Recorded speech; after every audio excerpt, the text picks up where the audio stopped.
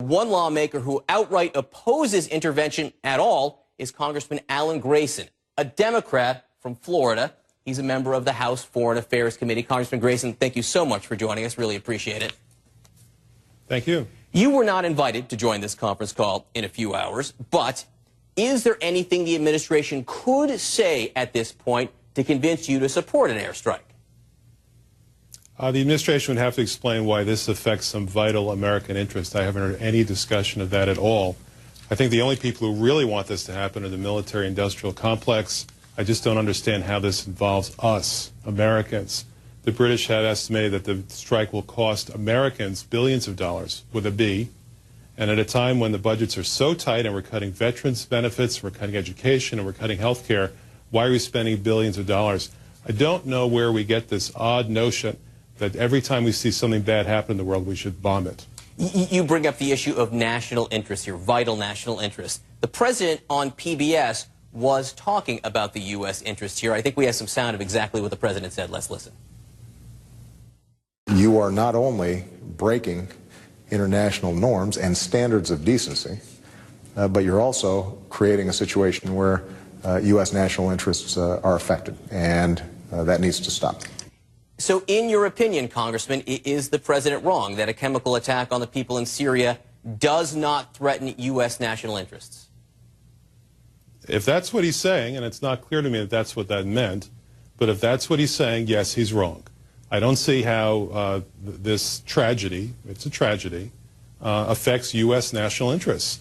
And by the way, the greatest norm, the highest norm in international law, is that you don't attack another country unilaterally without the authorization of the United Nations. That's the United Nations Charter. It's a fundamental principle. We can't simply go and bomb people whenever we feel like it, particularly when one man is arrogating to himself that decision. 100,000 people dead in the Syrian conflict. By some reports, at least 350 killed in what the administration says was a chemical weapons attack. Is standing by and doing nothing really an option? Well, and frankly, you have overstated, and the Secretary certainly overstated the evidence that this was a deliberate decision made by the high command in Syria. There is all sorts of ambiguity regarding that particular point. The Secretary said it was undeniable. It's been denied.